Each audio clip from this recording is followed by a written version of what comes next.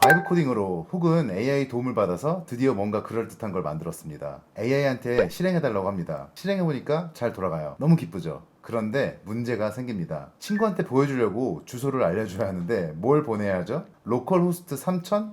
이건 내 컴퓨터에서만 열리는 거예요. 친구 컴퓨터에서는 안 됩니다. 도메인을 사려고 하면 DNS가 어쩌고 네임 서버가 어쩌고 하는 말들이 나오며 또 막막해지고요. 이것들이 바이브 코딩을 하다 보면 정말 많이 부딪히는 벽들입니다. 오늘 강의는 이 질문들에서 시작합니다. 코드가 완성된 다음 그게 실제로 인터넷에 올라가는 과정에서 무슨 일이 벌어지는가, 웹서버가 뭔지, 엔진엑스는 왜 생겼는지, 도커가 왜 필요한지, 버셀이나 레일웨이 같은 플랫폼이 뭘 해주는지, 도메인은 어떻게 사고 DNS는 어떻게 연결하는지, 이 모든 것들이 각각 따로따로 외워야 하는 개념들이 아닙니다. 코드가 완성된 순간부터 전 세계 누구나 내 주소로 접속할 수 있게 되는 순간까지 전부 하나의 흐름 위에 있어요.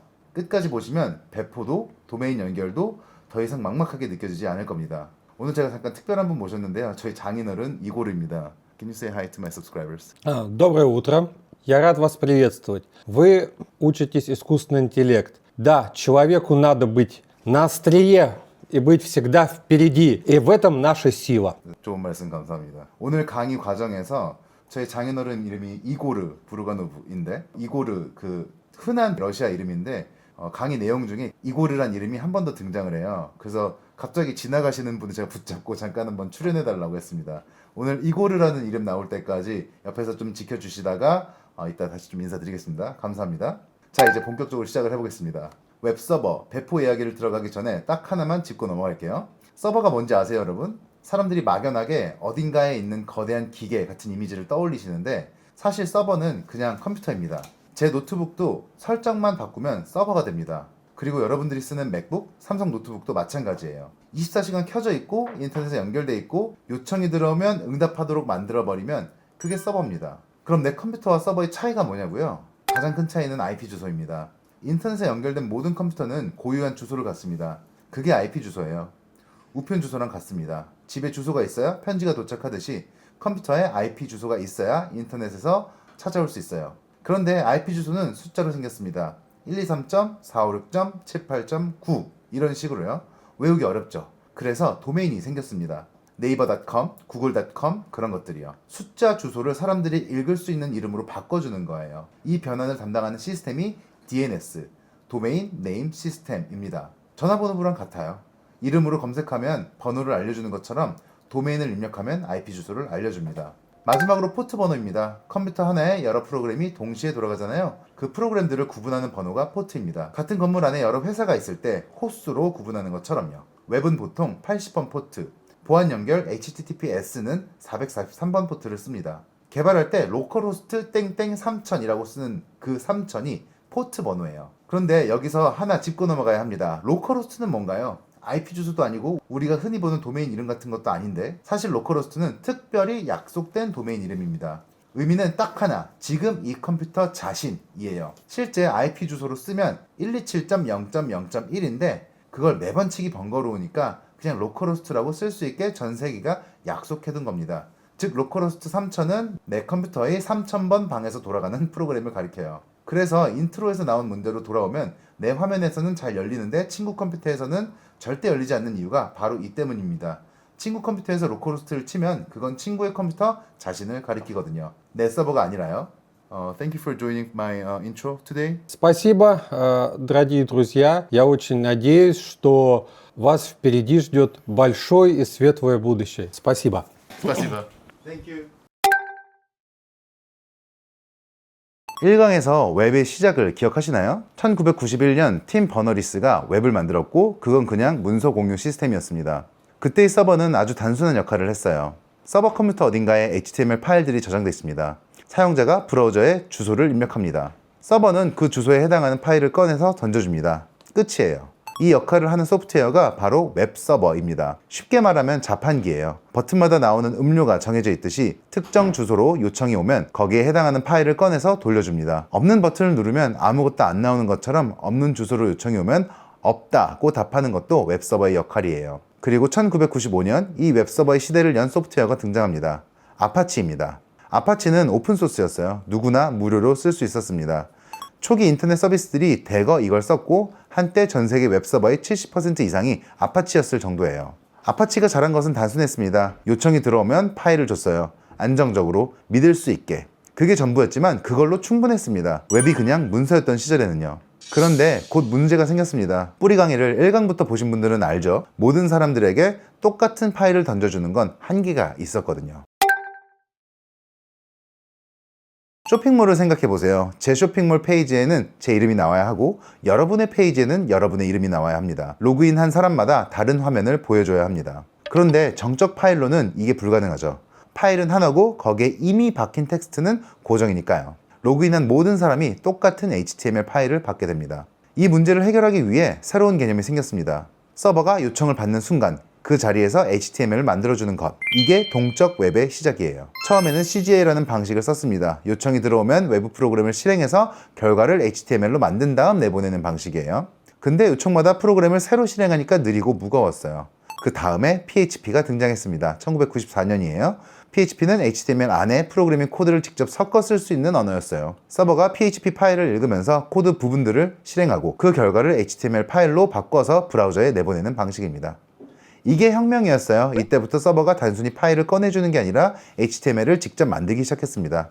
데이터베이스에서 내용을 꺼내고 로그인 정보를 확인하고 그걸 토대로 HTML을 조립해서 내보내는 것. 2강에서 다뤘던 백엔드의 역할이 이 시기에 본격적으로 시작됩니다.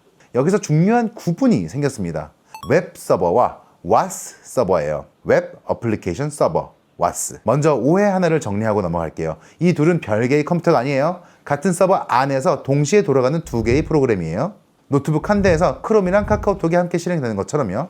그런데 이 두 프로그램이 하는 일은 완전히 다릅니다. 웹서버는 정적인 파일을 그대로 돌려주는 역할을 합니다. HTML, 이미지, CSS, 자바스크립트 파일처럼 이미 완성된 파일들을요. 그런데 WAS는 여러분들이 짠 백엔드 코드를 실제로 실행해주는 엔진입니다. 파이썬, 자바, 노드.js 이런 거요. 그런데 왜 이게 따로 필요할까요? 웹서버는 파일을 꺼내는 일은 잘하지만 코드를 실행하는 능력이 없기 때문이에요. 파일을 꺼내는 것과 코드를 실행하는 것은 컴퓨터 입장에서 완전 다른 작업입니다. 구체적인 예로 이해를 해볼게요. 인스타그램 피드 페이지를 열었다고 상상해보세요. 이 페이지는 저장된 파일이 아닙니다. 나한테 맞는 게시물을 매번 새로 조립해야 해요. 순서는 이렇습니다. 먼저 웹서버가 요청을 받습니다. 이건 파일만 꺼내면 되는 게 아니야. 코드를 실행해야 만들 수 있는 페이지야 라고 판단하고 WAS에 넘깁니다. WAS가 백엔드 코드를 실행합니다. 이 사용자가 팔로우하는 계정 목록 조회, 각 계정의 최신 게시물 가져오기, 좋아요 수 계산, HTML 조립, 이게 다 코드가 돌아가며 하는 일이에요. 완성된 HTML이 웹서버를 통해 브라우저로 돌아옵니다. 그럼 웹서버가 직접 코드를 실행하면 안 되나? 라는 생각도 들 수 있어요. 가능은 합니다. 하지만 언어마다 코드를 실행하는 방식이 달라요. 파이썬 코드를 돌리려면 파이썬 전용 엔진이 필요하고 자바 코드를 돌리려면 자바 전용 엔진이 따로 필요합니다. 이 언어별 실행 엔진을 개발 세계에서는 런타임이라고 부릅니다. WAS가 바로 이 런타임을 포함해서 코드 실행 전반을 담당하고 웹서버는 HTTP 통신에만 집중하는 식으로 역할을 나눠둔 겁니다. 자판기 대 카페 바리스타로 이해하면 딱이에요. 웹서버는 자판기예요. 버튼을 누르면 이미 만들어진 음료가 바로 나옵니다. WAS는 카페 바리스타예요. 주문이 들어와야 그 자리에서 직접 만들기 시작합니다. 아이스인지 핫인지 시럽은 몇 번인지 로그인한 회원인지 비회원인지에 따라 매번 다른 결과물이 나와요. 그리고 실제 서비스는 이 둘이 함께 붙어서 돌아갑니다. 자판기가 먼저 요청을 받아서 단순한 파일이면 바로 꺼내주고 복잡한 처리가 필요하면 바리스타, WAS에게 넘기는 식으로요. 그런데 서비스가 커지면서 또 다른 문제가 생겼습니다. 사람이 너무 많이 몰려든 거예요. 아파치는 요청이 들어올 때마다 그 요청을 처리하기 위한 프로세스 또는 스레드를 하나씩 만들었습니다. 1만 명이 동시에 접속하면 1만 개의 프로세스가 생기는 방식이에요. 문제가 뭔지 느껴지실까요? 컴퓨터 메모리에는 한계가 있습니다. 프로세스 하나가 메모리를 차지하는데 1만 개가 동시에 생기면 서버가 버티질 못해요. 속도가 뚝뚝 떨어지고 심하면 서버가 죽습니다. 이걸 C10K 문제라고 부릅니다. 동시에 1만, 10K 개의 접속을 어떻게 처리하냐라는 과제예요.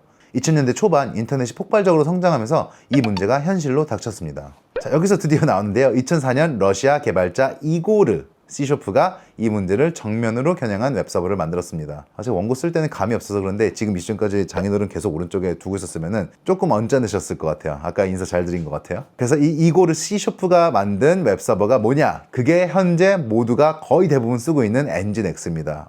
자랑스러운 이고르. 지금 손녀, 제 딸 서윤이 보러 잠깐 들어오신 거예요. 엔진X의 핵심 아이디어는 이거예요. 요청마다 프로세스를 만들지 말고 하나의 프로세스가 여러 요청을 같이 처리하게 하자. 이걸 이벤트 기반 아키텍처라고 합니다. 사무실에 비유할게요. 아파치 방식은 고객 한 명 올 때마다 직원 한 명씩 새로 뽑아서 그 고객만 전담으로 붙여두는 방식이에요. 고객이 1만 명이면 직원도 1만 명이어야 돼요. 엔진엑스 방식은 직원 몇 명이 수많은 고객을 번갈아 가면서 처리하는 거예요. 고객이 기다리는 동안 다른 고객을 처리하고 준비가 되면 다시 돌아오는 방식입니다. 결과는 놀라웠습니다. 적은 메모리로 엄청나게 많은 동시 접속을 처리할 수 있게 됐어요. 현재 전 세계 웹서버 점유율 1위는 엔진엑스입니다. 저도 생각해보면 2013년에는 아파치를 쓰고 있었는데 처음에 어느 순간부터 그냥 엔진엑스 아니면은 그 어떤 튜토리얼도 존재하지 않았던 그런 시점이 왔던 것 같아요. 그런데 엔진엑스는 파일을 전달하는 것 외에 또 하나의 중요한 역할을 합니다. 바로 앞에서 모든 요청을 받아 뒤쪽 서버로 연결해주는 창구 역할이에요. 이걸 개발 세계에서는 리버스 프록시라고 부릅니다. 대형 병원의 안내 데스크를 생각해 보시면요. 처음 온 환자는 무조건 안내 데스크에서 먼저 가서 용건을 말하죠. 안내 데스크는 내과는 3층, 외과는 5층처럼 판단해서 맞는 곳으로 연결해 줄 거예요. 환자는 각 진료과가 어디에 있는지 몇 명인지 알 필요가 없습니다. 엔진엑스가 딱 이 역할이에요. 브라우저는 엔진엑스 하나에만 요청을 보내고 엔진엑스가 뒤에 있는 실제 서버들에게 알아서 전달합니다. 브라우저는 뒤에 서버가 몇 대 있는지 어디 있는지 전혀 몰라도 돼요. 이미지나 HTML 파일처럼 단순한 요청은 자기가 직접 처리하고 로그인이나 피드 조회처럼 코드 실행이 필요한 요청은 뒤쪽 와스 서버로 넘겨요. 웹서버이면서 동시에 스마트한 안내 창구인 셈입니다. 지금까지 서버 안에서 요청이 어떻게 흘러가는지 살펴봤습니다. 엔진엑스가 받고 와스가 코드를 실행하고 결과가 돌아오는 흐름이에요. 그런데 이 구조를 머릿속에서 이해했다고 해서 실제로 서비스가 돌아가는 건 아닙니다. 여러분들이 짠 코드가 인터넷 어딘가에 있는 서버 컴퓨터 위에 올라가 있어야, 여러분들 코드가 거기에 올라가 있어야 비로소 전 세계 사람들이 접속할 수 있거든요. 이 과정을 배포, 디플로이라고 합니다.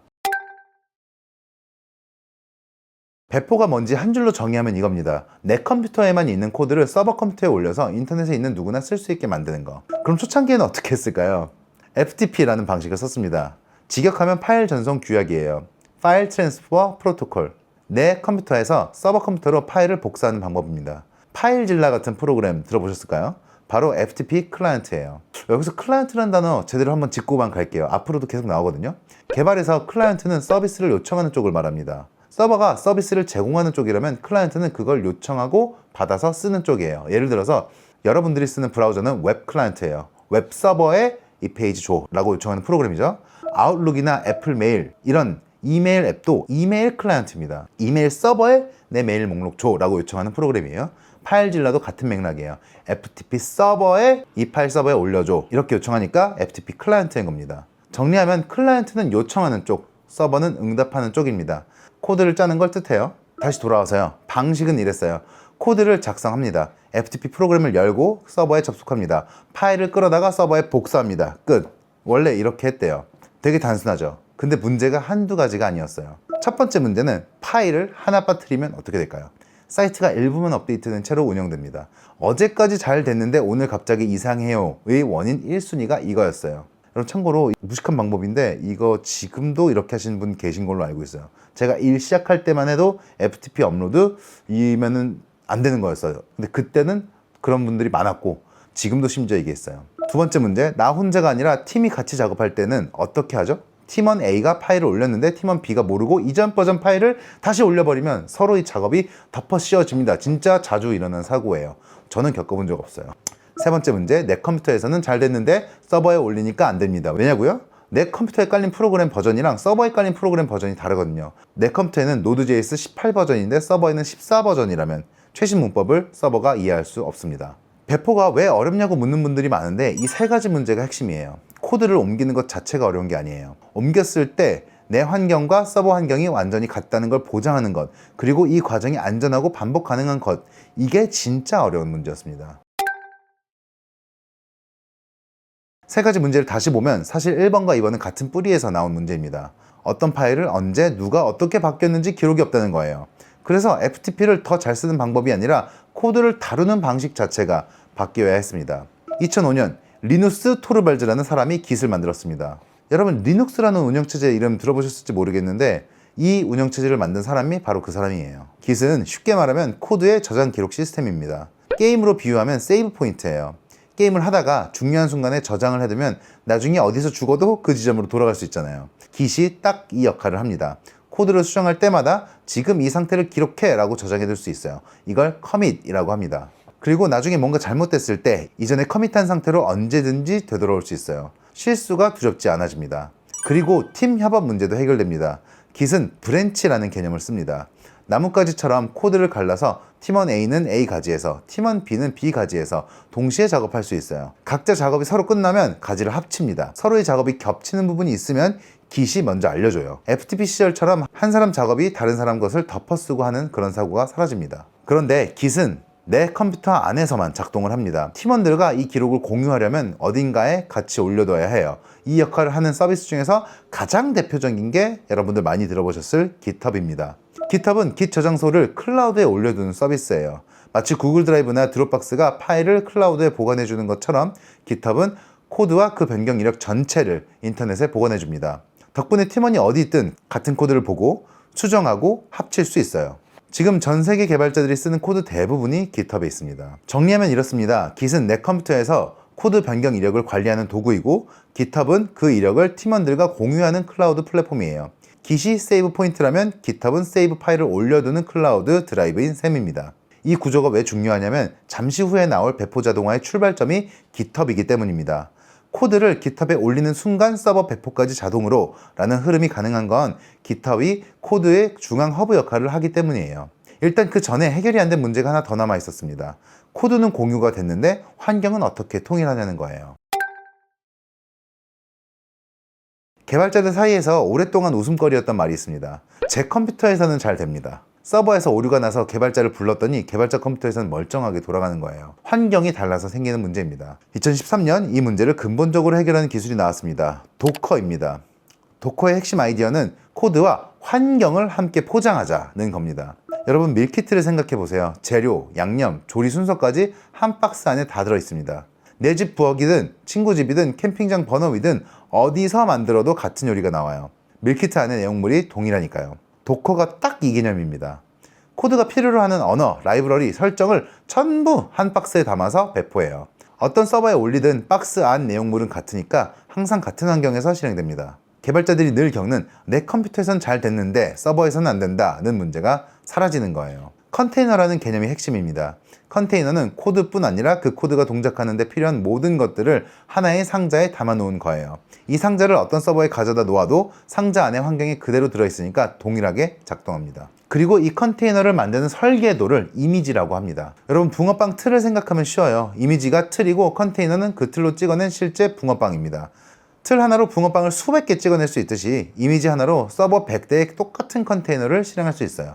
모양도 크기도 안에 든 내용물도 전부 동일합니다. 그럼 이 이미지는 어떻게 만들까요? 도커 파일이라는 파일에 레시피를 적어두면 됩니다. 도커는 이 파일을 읽고 이미지를 자동으로 만들어줘요. 도커 파일 안에는 도커에게 내리는 지시사항이 순서대로 적혀 있는데 쉽게 말하면 이런 내용입니다. 파이썬 3.11이 설치된 환경에서 시작해라. 내 코드 파일들을 그 안으로 복사해라. 필요한 라이브러리를 설치해라. 서버는 명령어로 실행해라. 마치 새 직원에게 남기는 인수인계 메모 같은 거예요. 순서대로 따라가면 누가 보더라도 어느 서버에서 실행하더라도 똑같은 환경이 만들어집니다. 도커는 이 레시피로 틀을 만들고 그 틀로 실제 돌아가는 붕어빵을 어느 서버에서든 찍어냅니다. 도커가 바꿔놓은 것은 엄청났습니다. 내 컴퓨터에서는 됐는데 라는 말이 사라지기 시작했어요. 이제 개발자는 코드만 짜는 게 아니라 그 코드가 돌아가는 환경까지 함께 정의하게 됐습니다. 그런데 도커가 나왔다고 배포가 완전히 쉬워진 건 아니었어요. 코드를 바꿀 때마다 이 과정을 사람들이 일일이 해야 됐거든요.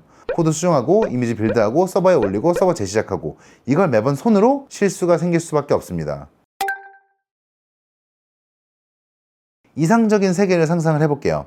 코드를 작성하고 완성이라고 저장하는 순간 자동으로 테스트가 돌아가고 문제가 없으면 자동으로 빌드가 되고 자동으로 서버에 배포가 됩니다. 사람 손이 전혀 안 가도요. 이게 실제로 존재합니다. CI/CD입니다. CI는 Continuous Integration, 지속적 통합이에요. CD는 Continuous Deployment 또는 Delivery, 지속적 배포입니다. 쉽게 풀면 이렇습니다. CI는 코드를 합칠 때마다 자동으로 테스트를 하자라는 거고 CD는 테스트를 통과하면 자동으로 배포하자라는 겁니다. 팀이 여러 명이 동시에 개발하는 상황을 떠올려 보세요. 팀원 A가 코드를 수정하고 팀원 B도 코드를 수정합니다. 이걸 합쳐야 하는데 합치는 순간 서로 충돌하거나 오류가 생길 수 있죠. 예전에는 이걸 며칠에 한 번 혹은 릴리즈 직전에 몰아서 합쳤는데 그 순간이 지옥이었다는 겁니다. 오류가 터지고 서로 손가락질하고 CI는 이걸 계속 자동으로 합쳐보는 방식으로 해결했어요. 코드를 올릴 때마다 자동으로 기존 코드 합쳐보고 테스트를 돌려봅니다. 문제가 있으면 즉시 알려줍니다. 작은 문제를 커지기 전에 여전히 작을 때 잡는 거예요. CD는 CI가 통과하면 그 코드를 자동으로 서버에 배포하는 것입니다. 사람이 FTP로 파일을 올리던 시대와 비교하면 완전히 다른 세계예요. 현재 가장 많이 쓰이는 도구가 GitHub Actions입니다. 코드를 GitHub에 푸시하면, 이 푸시한다는 건 저장소에 올린다는 뜻이에요. 그러면 미리 정해둔 파이프라인이 자동으로 실행됩니다. 예를 들면 이런 식이에요. 코드를 GitHub에 푸시한다. GitHub Actions가 자동으로 실행된다. 코드를 설치하고 테스트를 돌린다. 테스트를 통과하면 도커 이미지를 빌드한다. 만들어진 이미지를 서버에 배포한다. 서버가 새 버전으로 재시작된다. 이 과정이 코드를 푸시하고 나서 몇 분 안에 자동으로 완료됩니다. 파이프라인이라는 단어가 여기서 나왔습니다. 공장의 컨베이어 벨트처럼 코드가 각 단계를 차례대로 흘러가는 거예요. 테스트, 빌드, 배포. 중간에 어느 단계에서 문제가 생기면 파이프라인이 멈추고 알림을 보냅니다. CI/CD가 일반화되면서 하루에 수백 번 배포가 가능한 시대가 됐습니다. 예전에는 배포가 프로젝트의 큰 이벤트였는데 이제는 그냥 일상적인 일이 된 거예요. 지금까지 이야기한 것들을 직접 하려고 하면 어떻게 해야 될까요? 서버를 빌리고 엔진엑스를 설치하고 도커를 설정하고 CI/CD 파이프라인을 구성하고 솔직히 만만하지 않습니다. 개발에 집중하고 싶은데 배포 환경 세팅하면 며칠이 걸릴 수 있어요. 이 문제를 해결하기 위해 두 가지 방향의 서비스가 등장했습니다. 하나는 클라우드 컴퓨팅입니다. 대표 주자는 AWS, GCP, Azure예요. 서버, 네트워크, 스토리지 이런 것들을 인터넷으로 빌려 쓰는 방식이에요. 물리적인 서버를 직접 사거나 관리할 필요가 없습니다. 버튼 클릭 몇 번으로 서버를 만들고 필요 없으면 끄고 쓴 만큼만 돈을 내요. 3강에서 다뤘던 AWS, RDS, S3 같은 것들이 다 여기에 속합니다. 그런데 이 클라우드도 처음 접하는 분들에게는 여전히 복잡합니다. AWS 콘솔을 처음 열면 메뉴가 수십 개예요. 뭘 눌러야 할지 모르겠습니다. 그래서 등장한 게 또 다른 방향, 배포 플랫폼입니다. 버셀, 네틀리파이, 레일웨이, 렌더 같은 서비스들이에요. 이 서비스들의 핵심은 배포를 극단적으로 단순하게 만든 것입니다. 버셀 기준으로 설명할게요. GitHub 계정으로 로그인합니다. 배포할 저장소를 선택하세요 라고 뜨면 내 코드 저장소를 선택합니다. 그게 끝이에요. 버셀이 알아서 코드를 분석하고 빌드하고 배포합니다. https 내 프로젝트 이름.버셀.app 이런 주소가 자동으로 생성됩니다. 이후로 코드를 푸시할 때마다 자동으로 재배포를 합니다. 서버 설정, 엔진엑스 설정, 도커 설정 전혀 안 해도 됩니다. 바이브 코딩을 하다 보면 버셀에 배포하는 방법이라는 검색을 자주 마주치게 될 건데 이게 바로 그 이유입니다. 버셀은 프론트엔드 배포에 특화됐고 레일웨이나 렌더는 백엔드 서버 배포도 쉽게 해줍니다. 그런데 여기서 한 가지 중요한 트레이드오프가 있어요. 편리한 플랫폼일수록 내가 제어할 수 있는 게 줄어든다는 거예요. 버셀은 엄청 편한 대신 세밀한 서버 설정을 직접 건드리기가 어렵습니다. AWS는 복잡하지만 원하는 거의 모든 설정이 가능해요. 작은 프로젝트나 빠른 프로토타입은 버셀이나 레일웨이로, 규모가 커지고 복잡한 요구사항이 생기면 AWS나 GCP로 이전하는 흐름이 일반적입니다. 버셀에 배포를 마쳤습니다. https 내프로젝트.버셀.app 같은 주소가 생겼어요. 작동도 잘 됩니다. 그런데 이 주소를 친구한테 보여주기가 좀 그렇죠? myservice.com 이런 주소를 달고 싶습니다. 비즈니스를 한다면 더더욱이요. 여기서 도메인과 DNS를 직접 다뤄야 하는 순간이 찾아옵니다. 카페24나 고데디에서 도메인을 산다라는 게 절차적으로 정확히 어떤 일인지 대부분 잘 모릅니다. 그냥 결제하면 되는 거 아닌가 싶지만 이 구조를 알면 나중에 DNS 이전이나 클라우드플레어 연동 같은 개념이 훨씬 자연스럽게 느껴질 겁니다. 도메인 세계에서는 세 종류의 주체가 있습니다. 맨 위에 ICANN, 아이칸이라고 읽어요. 그리고 인터넷 주소 자원을 전 세계적으로 조율하는 비영리 기관이고요.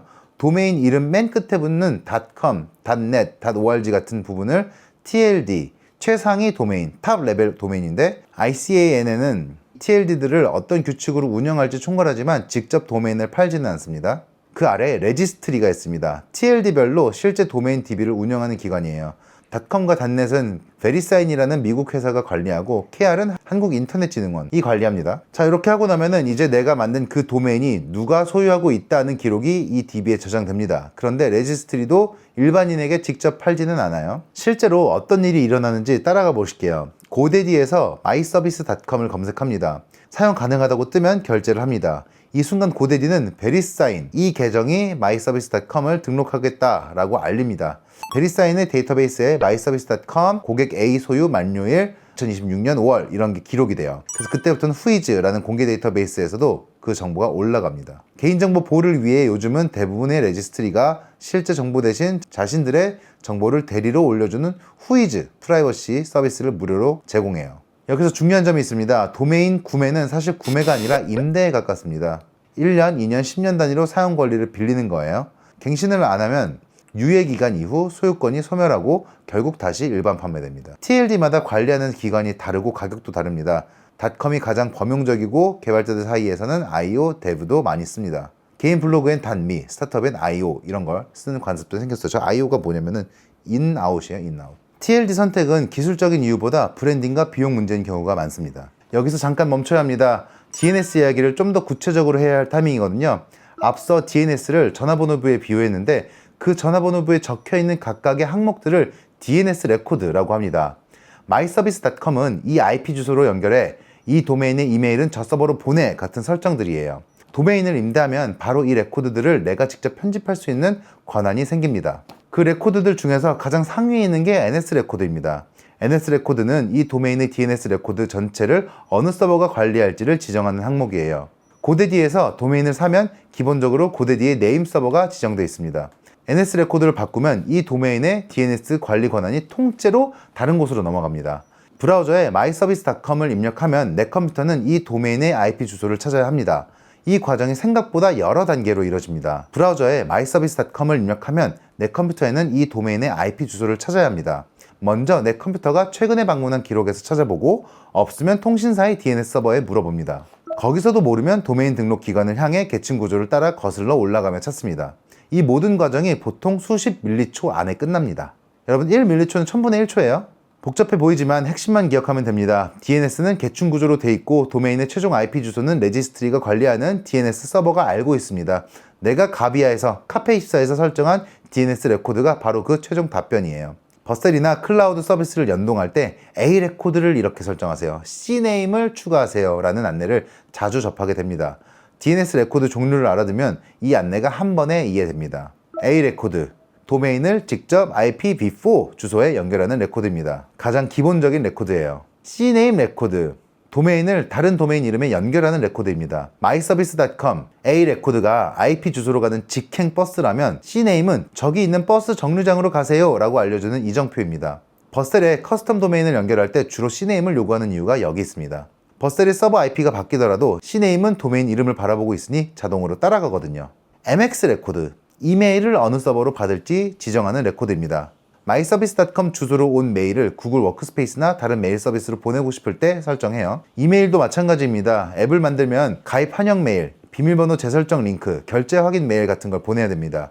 이게 그냥 코드 한 줄로 되는 게 아니에요. 직접 서버에서 이메일을 발송하면 되지 않나 싶지만 실제로는 막히는 경우가 대부분입니다. Gmail, 네이버, 아웃룩 같은 메일 서비스들은 낯선 서버에서 오는 메일을 기본적으로 의심합니다. 새로 만든 서버는 신뢰 이력이 전혀 없기 때문에 죄다 스팸함으로 가거나 아예 차단됩니다. 그래서 대부분의 서비스는 이메일 발송 전문 업체를 이용합니다. 샌드그리드, AWS SES, 리센드, 메일군 같은 곳들이에요. 이 서비스들은 이미 높은 신뢰도를 쌓은 인프라가 있어서 메일이 스팸함으로 가는 일이 훨씬 적습니다. 코드에서는 API 키 하나를 넣고 이 이메일 보내줘 라고만 하면 됩니다. 단 noreply@myservice.com처럼 내 도메인 이름으로 보내고 싶으면 한 가지 추가 작업이 있습니다. 이 도메인의 주인이 맞다는 걸 DNS에 등록해서 증명해야 합니다. 받는 메일 서버가 이 메일이 진짜 myservice.com에서 온 게 맞아? 라고 확인할 수 있어야 하거든요. 샌드그리드나 AWS SES 같은 서비스를 처음 설정하실 때 DNS에 이 레코드들을 추가해주세요 라는 안내가 길게 나오는 이유가 바로 이것입니다. 안내에 따라 추가하시면 돼요. 그 레코드들이 이 서버가 내 도메인 대신 메일을 보낼 수 있다고 허가받았다는 증명서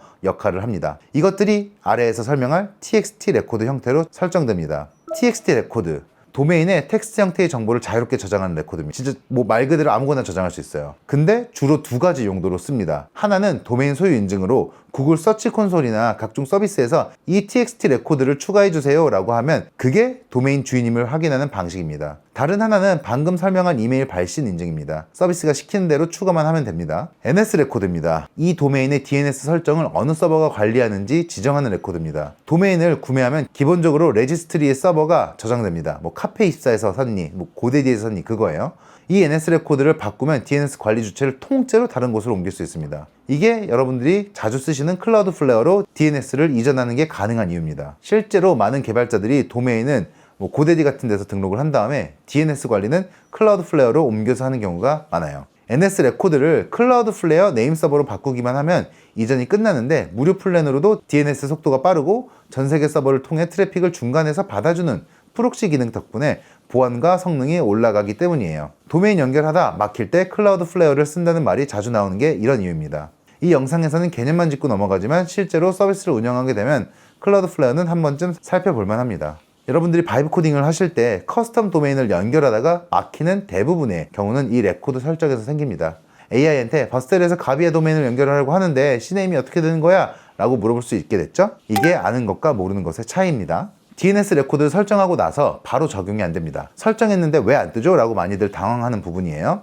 이유는 DNS 캐시 때문입니다. 전 세계에 퍼져 있는 수많은 DNS 서버들이 각자 캐시를 가지고 있어요. 그래서 내가 레코드를 바꿨어도 캐시가 남아있으면 옛날 정보를 계속 알려줍니다. 이 캐시가 만료되고 새 정보로 갱신될 때까지 기다려야 돼요. 각 DNS 레코드에는 TTL이라는 값이 있습니다. 이 정보를 몇 초 동안 캐시해도 되는지를 지정하는 숫자예요. TTL, Time to Leave. 이게 3600이면 1시간 후에 캐시가 만료가 됩니다. TTL을 낮게 설정하면 점퍼가 빠르고 높게 설정하면 서버 부하가 줄어들어요. 이 갱신 과정이 전 세계로 퍼지는 것을 DNS 전파, 프로파게이션이라고 합니다. 보통 수분에서 최대 48시간까지 이틀 걸릴 수 있다라고 보통은 표현들을 합니다. 급한 마음에 설정을 계속 바꾸면 오히려 더 안 좋을 수 있으니까 한번 설정하고 기다리는 게 좋아요. 도메인을 연결했습니다. 그럼 이제 http://myservice.com으로 접속이 됩니다. 근데 브라우저가 경고를 띄울 수 있어요. 이 사이트는 안전하지 않습니다. 왜냐하면 HTTP는 데이터를 평문으로 보내기 때문이에요. 내가 로그인 폼에 비밀번호를 입력하고 전송 버튼을 누르면 그 비밀번호가 인터넷 선을 타고 서버로 이동합니다. 인터넷에서 데이터는 한 덩어리로 이동하는 게 아니라 작은 조각들로 잘게 나뉘어서 전달되는데 이 조각들을 패킷이라고 합니다. 택배 한 박스를 여러 개의 소형 상자로 나눠서 붙이는 것과 같은 방식이에요. 이 과정에서 중간에 누군가 패킷을 가로채면 내 비밀번호를 그대로 볼 수 있습니다. 이걸 패킷 스니핑, 이렇게 스니핑, 패킷 냄새 좀 맡는다 이렇게 표현을 하는 거죠. 공용 와이파이 카페에서 일어나는 보안 사고 중 상당수가 이 방식이에요. 이 문제를 해결하기 위해 데이터를 암호화해서 주고받는 방식이 생겼습니다. SSL, 이게 시초였고 현재는 발전된 버전인 TLS가 표준입니다. 그리고 이 암호화 연결 위에서 HTTP를 쓰는 게 HTTPS예요. S는 Secure, 즉 보안이 추가됐다는 뜻입니다. HTTP 더하기 TLS는 HTTPS입니다. 브라우저 주소창에 자물쇠 모양의 아이콘이 바로 이 TLS가 연결 중이라는 표시예요. 그런데 암호화만으로는 완전하지 않습니다. 암호화가 돼 있어도 내가 접속한 서버가 진짜 myservice.com인지 확인이 안 되면 의미가 없어요. 피싱 사이트가 똑같이 생긴 가짜 myservice.com을 만들고 암호화까지 적용하면 어떻게 구분하죠? 인증서는 이 도메인은 진짜 이 서버가 맞고 믿을 수 있다는 보증서예요. 인증서를 발급해주는 공인기관은 CA, Certificate Authority라고 합니다. 디지서트, 코모도, 글로벌 사인 같은 곳들이에요. 브라우저는 이 CA들이 목록을 알고 있어서 CA가 서명한 인증서는 신뢰합니다. 예전에는 이 인증서를 CA에서 돈을 내고 구매했어야 됐어요. 연간 수십만 원에서 수백만 원 경. 갱신도 복잡했고 설정도 어려웠습니다. 그래서 소규모 사이트들은 HTTPS를 포기하는 경우도 많았어요. 그러던 2015년 게임 체인저가 등장합니다. Let's Encrypt라는 비영리 CA입니다. Let's Encrypt는 SSL 인증서를 완전 무료로 발급해줍니다. 여기서 끝이 아니에요. 자동 갱신까지 지원합니다. 서트봇이라는 도구와 함께 사용하면 인증서 발급부터 엔진X 설정, 주기적인 자동 갱신까지 전부 자동화합니다. Let's Encrypt 이후로 HTTPS 유무가 더 이상 돈 문제가 아니게 됐습니다. 구글도 2018년부터 HTTP 사이트에 안전하지 않은 경고를 표시하기 시작했어요. 이제 HTTPS는 선택이 아닌 필수가 됐습니다. 그리고 버스텔, 레틀리파이, 레일웨이 같은 현대 배포 플랫폼들은 커스텀 도메인을 연결하는 순간 SSL 인증서를 자동으로 발급받고 적용합니다. HTTPS가 어떻게 설정해요? 라는 질문 자체가 필요 없는 시대가 된 거예요. 이것도 플랫폼이 대신 해주는 일들 중 하나일 겁니다. 정리하면 이렇습니다. 도메인을 사고 DNS 레코드를 서버와 연결하고 SSL 인증서로 암호화를 적용해야 비로소 https://myservice.com 이라는 완전한 주소가 완성됩니다. 버센이나 레일웨이에서는 이 중 상당 부분을 자동으로 처리해줍니다. 직접 서버를 운영할 때는 Let's Encrypt와 Certbot으로 무료로 자동할 수 있어요. 서비스가 인터넷에 올라갔습니다. 잘 됩니다. 그런데 어느 날 유명 커뮤니티에서 내 서비스가 소개됩니다. 갑자기 수천 명이 한꺼번에 몰려왔어요. 서버가 버팁니까? 아마 못 버팁니다. 서버 한 대가 처리할 수 있는 요청의 양에는 한계가 있습니다. 앞서 엔진엑스가 들어오는 요청을 받아준다고 했죠. 하지만 엔진엑스는 교통정리를 해줄 뿐이지 도로 자체를 넓혀주진 않아요. 엔진엑스 뒤에 서버가 한 대뿐이라면 수천 명의 요청은 그 서버 한 곳으로 쏠립니다. 근데 사람이 너무 많이 몰리면 서버가 늦어지다가 결국 죽어버려요. 이걸 서버 다운이라고 합니다. 해결은 두 가지입니다. 하나는 서버를 좀 더 좋게 만드는 것이고요. CPU를 업그레이드하고 메모리를 늘리고, 한계가 있고 비용이 기하급수적으로 올라갑니다. 3강에서도 이 이야기를 했죠. 다른 하나는 서버를 여러 대로 늘리는 것입니다. 같은 서버를 복제해서 10대, 100대로 만들고 요청을 나눠서 처리하게 하는 거예요. 수평 확장을 하면 새로운 문제가 생깁니다. 사용자 입장에서 사용자 요청이 들어왔을 때 어느 서버로 보낼 거냐는 거예요. 이걸 결정하는 게 로드 밸런서입니다. 직역하면 부하 분산기예요. 로드 밸런서는 서버들 앞에 서서 트래픽을 고르게 나눠줍니다. 서버 A가 지금 많이 바쁘면 서버 B로, 서버 B도 많이 바쁘면 서버 C로 보내는 식이에요. 음식점에서 손님을 여러 테이블로 안내하는 직원과 같습니다. 여기서 엔진엑스의 또 다른 역할이 나옵니다. 엔진엑스를 로드 밸런서로도 쓸 수 있거든요. 아까 리버스 프록시라고 했죠. 그 앞단에서 여러 서버로 트래픽을 분배하는 역할까지 합니다. AWS 같은 클라우드에서는 전용 로드 밸런서 서비스 AWS ELB를 제공하기도 해요. 그런데 트래픽이 몰리는 건 항상 예측할 수 없습니다. 평소에는 서버가 2대면 충분한데 갑자기 이벤트가 생기면 20대가 필요할 수도 있어요. 계속 켜두면 낭비죠. 이 문제를 해결하는 것이 오토 스케일링입니다. 트래픽이 많아지면 서버를 자동으로 늘리고 줄어들면 자동으로 줄이는 거예요. 클라우드 덕분에 가능해진 개념입니다. 물리적인 서버를 직접 사서 하는 게 아니라 클라우드에서 빌리기 때문에 필요할 때 켜고 필요 없으면 끄는 게 가능한 거예요. 로드 밸런서와 오토 스케일링의 조합이 현재 대부분의 웹 서비스가 트래픽 폭발에 대응하는 방식입니다. 이제 지금까지 나온 개념들을 하나의 흐름으로 연결해 볼게요. 코드 한 줄이 완성된 순간부터 실제 사용자의 화면에 뜨는 순간까지 어떤 일이 벌어지는가입니다. 자, 개발자가 코드를 작성합니다. 기수로 변경 이력을 저장하고 GitHub에 푸시합니다. 세이브 포인트가 클라우드에 올라가는 거예요. CI/CD 파이프라인이 자동으로 실행됩니다. 자동 테스트가 돌아가고 이상이 없으면 도커 이미지가 빌드됩니다. 빌드된 이미지가 서버에 배포됩니다. 버셀 같은 플랫폼이라면 플랫폼이 알아서 직접 운영하는 서버라면 엔진엑스가 받아서 새 컨테이너로 트래픽을 전환합니다. 사용자가 브라우저에서 도메인을 입력합니다. DNS가 도메인을 IP 주소로 변환합니다. 브라우저와 서버 사이에 TLS 암호화 연결이 맺어지고 이제부터 요청은 HTTPS로 안전하게 전송됩니다. 로드 밸런서 요청이 들어옵니다. 로드 밸런서가 여러 서버 중 여유 있는 한 곳으로 나눠 보냅니다. 그 서버 안에 있는 엔진엑스가 요청을 받아서 정적 파일이면 WAS로 넘깁니다. WAS가 처리하고 응답을 만들어 돌려줍니다. 브라우저에 화면이 뜹니다. 이 과정이 보통 1초도 안 걸립니다. 이게 우리가 매일 쓰는 모든 웹 서비스에서 일어나는 일이에요. 바이브 코딩을 하면서 버스텔에 배포하거나 레일웨이에 올릴 때 이 복잡한 과정 상당 부분을 플랫폼이 대신해 줍니다. 영상 처음에 던진 질문 기억하시죠? 로컬호스트 3000이 왜 친구 컴퓨터에서는 안 열리냐고요. 이제 그 이유가 확실히 이해되실 겁니다. 로컬호스트는 내 컴퓨터를 가리키는 이름일 뿐이에요. 서버도 없고 도메인도 없고 DNS도 없고 HTTPS도 없는 상태거든요. 그걸 모르고 써도 됩니다. 근데 알고 쓰면 달라요.